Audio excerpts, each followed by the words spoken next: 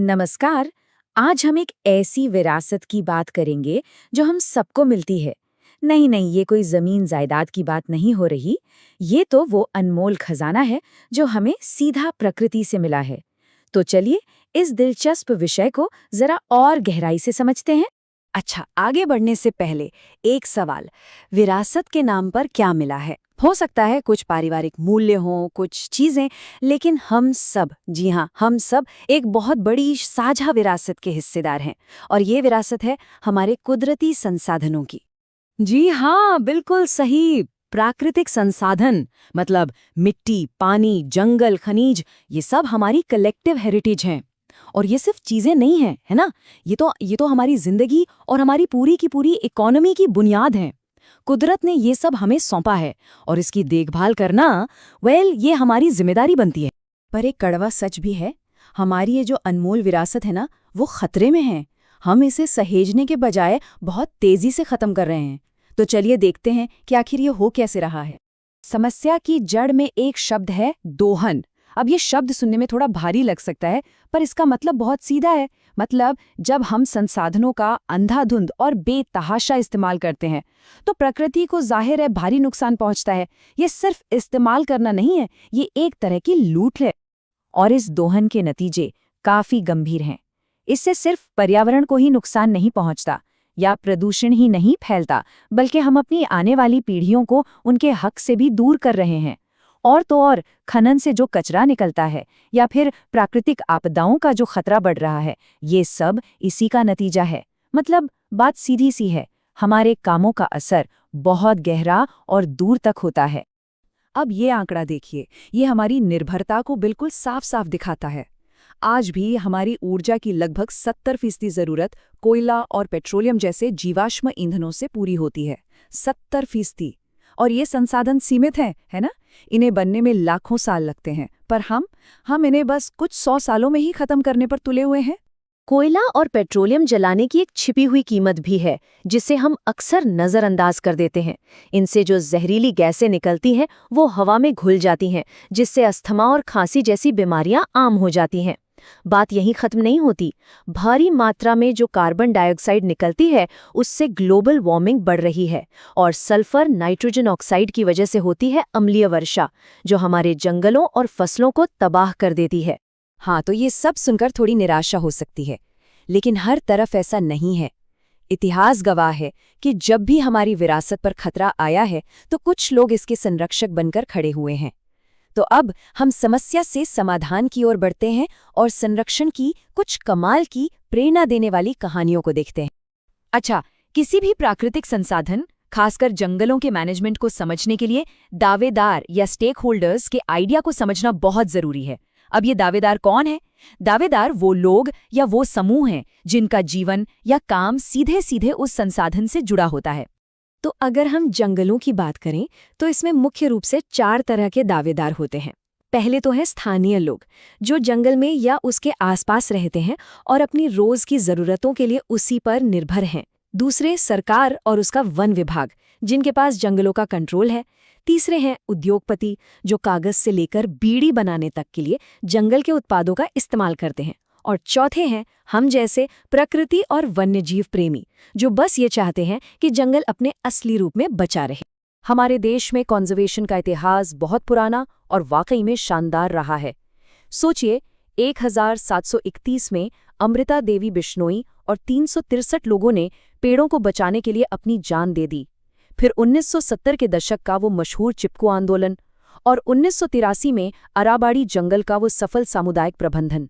ये सारी मिसालें इस बात का सबूत है कि लोग अपनी कुदरती विरासत के लिए किसी भी हद तक जा सकते हैं। चिपको आंदोलन की ये जो तस्वीर है ना, ये अपने आप में पूरी कहानी बयां करती है। जब ठेकेदार पेड़ काटने के लिए आए तो गांव की महिलाएं बिना डरे पेड़ों से जाके चिपक गईं। उनकी हिम्मत के आगे ठेकेदारों को भी झुकना पड़ा और इस एक घटना ने पूरे देश में पर्यावरण को लेकर एक नई चेतना जगा दी। ऐसी ही एक और कमाल की मिसाल है पश्चिम बंगाल की अराबाड़ी परियोजना। एक वक्त था जब साल के इस जंगल को बेकार मान लिया गया था, लेकिन फिर वन विभाग के एक अफसर ने स्थानीय गांव वालों के साथ मिलकर इसे फिर से हरा भरा कर दिया। नतीजा, गांव वालों को रोजगार मिला, उपज में हिस्सेदारी मिली और 1983 तक उसी जंगल की कीमत 12.5 करोड़ रुपया की गई। ये दिखाता है कि सामुदायिक भागीदारी में कितनी ताकत होती है। तो चलिए अब जंगलों से आगे बढ़ते हैं और बात करते हैं जीवन की धारा यानी पानी की। पानी हमारी विरासत का एक और बहुत जरूरी हिस्सा है और इसका प्रबंधन भी अपने आप में एक बहुत बड़ी चुनौती है। ये साल 1985 भारत के पर्यावरण के इतिहास में एक मील का पत्थर माना जाता है। इसी साल शुरू हुई थी गंगा कार्य परियोजना। और इसकी जरूरत क्यों पड़ी? क्योंकि शहरों से निकलने वाले सीवेज और फैक्ट्रियों के केमिकल्स ने गंगा नदी को बहुत बुरी तरह प्रदूषित कर दिया था। पानी में कॉलीफॉर्म बैक्टीरिया, जो एक तरह का जीवाणु है, उसकी मात्रा खतरनाक लेवल पर पहुंच गई थी। ये सीधे सीधे इंसानी सेहत के लिए एक बड़ा खतरा था। भले ही इस योजना के नतीजे मिले जुले रहे हों, पर यह भारत में नदियों को बचाने के लिए एक बड़े और संगठित प्रयास की शुरुआत थी। अच्छा, जब भी जल प्रबंधन की बात होती है तो बड़े बांधों का जिक्र जरूर आता है। और देखिए, इनके फायदे तो हैं, जैसे सिंचाई के लिए पानी मिलना, बिजली पैदा होना और टूरिज्म को बढ़ावा। लेकिन इनकी एक बहुत बड़ी कीमत भी हमें चुकानी पड़ती है। हजारों लोग अपने घरों से बेघर हो जाते हैं, पर्यावरण का संतुलन बिगड़ता है और जैव विविधता का भारी नुकसान होता है। तो ये एक बहुत ही जटिल दुविधा है जिसका कोई आसान सा जवाब नहीं है। तो अब सवाल ये उठता है कि हम आगे क्या करें, अपनी इस विरासत को आने वाले कल के लिए कैसे सुरक्षित रखें। चलिए अब भविष्य के लिए एक प्रैक्टिकल रोड मैप पर नजर डालते हैं। इसका जो मूल मंत्र है वो है संपोषित विकास यानी सस्टेनेबल डेवलपमेंट। ये एक ऐसी सोच है जो कहती है कि हाँ, विकास करो, अपनी आज की ज़रूरतें पूरी करो, लेकिन इस तरह से कि पर्यावरण को नुकसान न पहुंचे और आने वाली पीढ़ियों के लिए भी संसाधन बचे रहें। ये असल में प्रगति और संरक्षण के बीच एक संतुलन बनाने की बात है। अब इस सोच को अपनी जिंदगी में उतारने का सबसे आसान तरीका है 3 आर का नियम। पहला आर है रिड्यूस यानी कम इस्तेमाल करना, जैसे ज़रूरत ना होने पर लाइट बंद कर देना। दूसरा आर है रीयूज यानी चीज़ों को बार बार इस्तेमाल करना, जैसे कांच के जार को फेंकने के बजाय उसमें कुछ सामान रख लेना। और तीसरा आर है रिसाइकल यानी कचरे से नई चीज़ें बनाना।